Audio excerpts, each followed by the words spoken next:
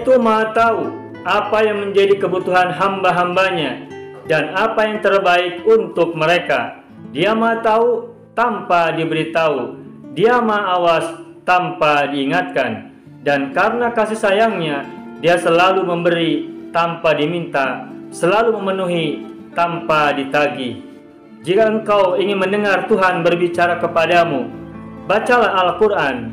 Dan jika engkau ingin berbicara kepadanya, maka berdoalah.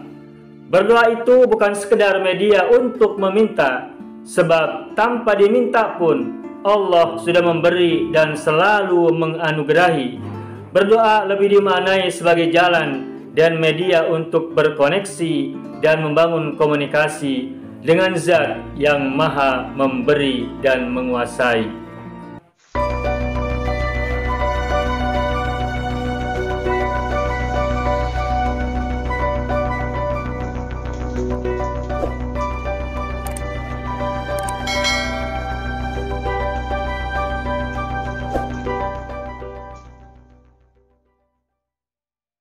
Kalangan spiritualis ada yang menyatakan bahwa tidak ada kematian.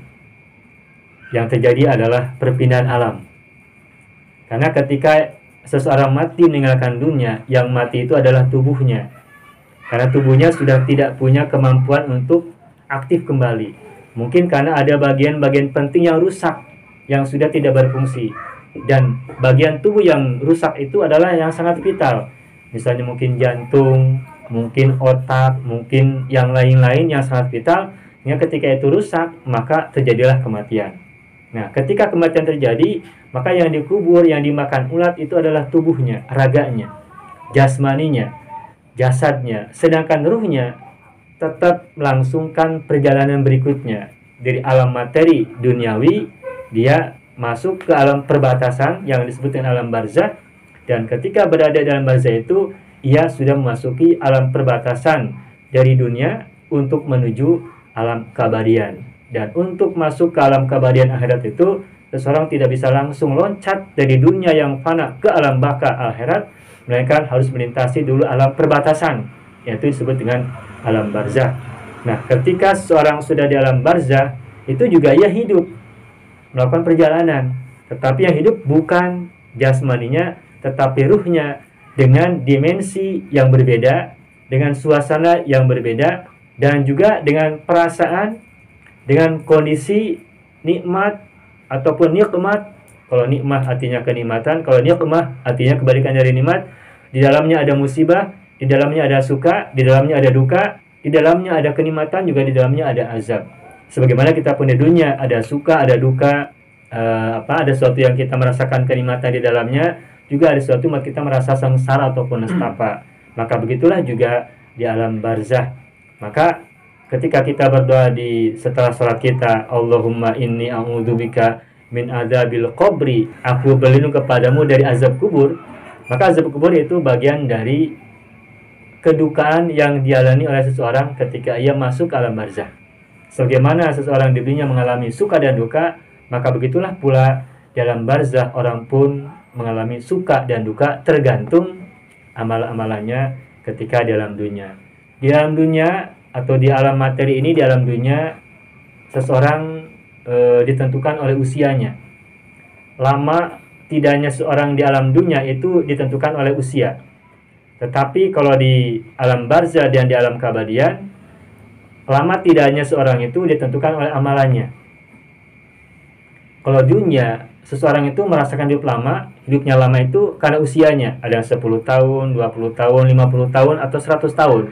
Nah, orang yang usianya lama di alam dunia, berarti hidupnya lama di alam dunia.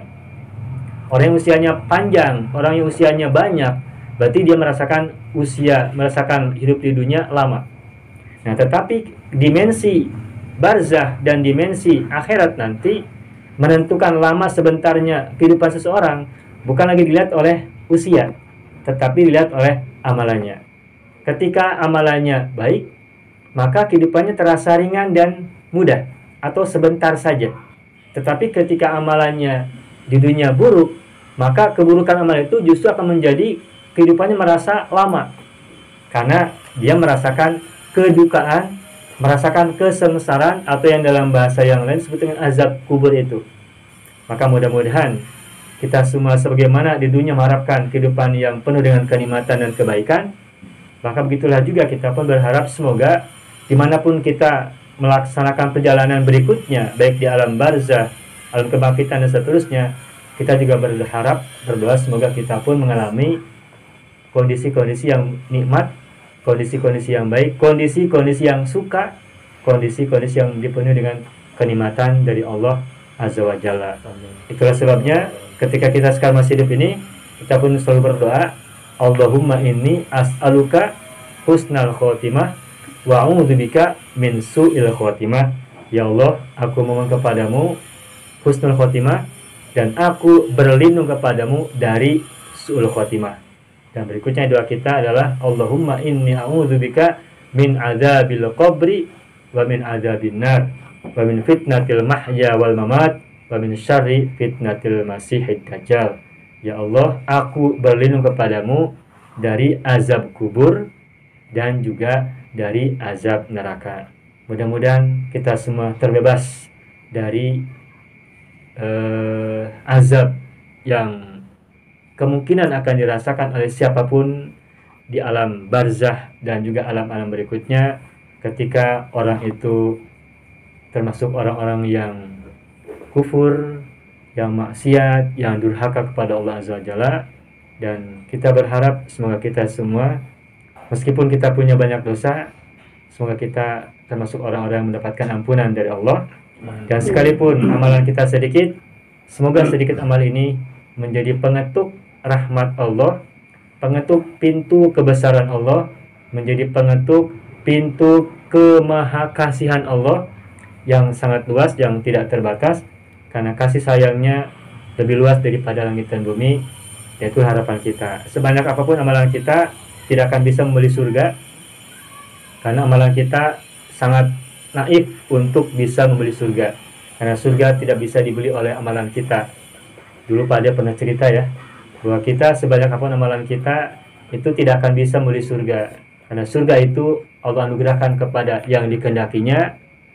Sekalipun Allah Maha Adil, sekalipun Allah Maha Kuasa, tetapi Allah akan menganugerahkan kepada siapapun yang dikehendakinya dengan maha kasihnya dan juga dengan keadilannya.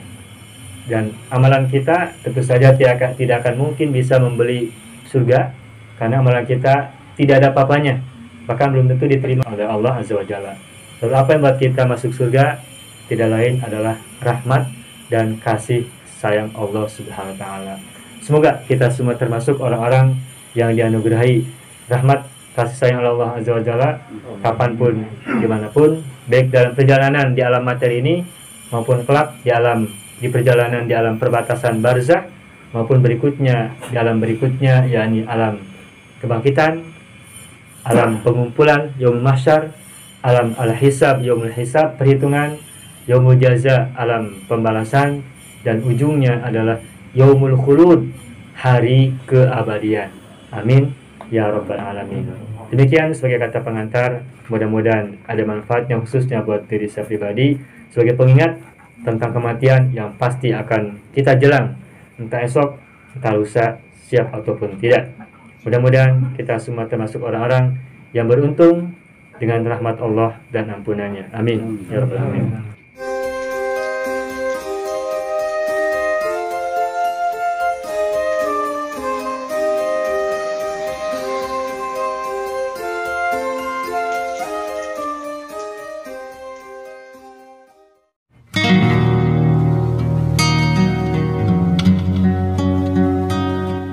Mau kuasai bahasa Arab? Gabung Sekolah Arab Digital. Mau kuasai bahasa Arab? Gabung Sekolah Arab Digital.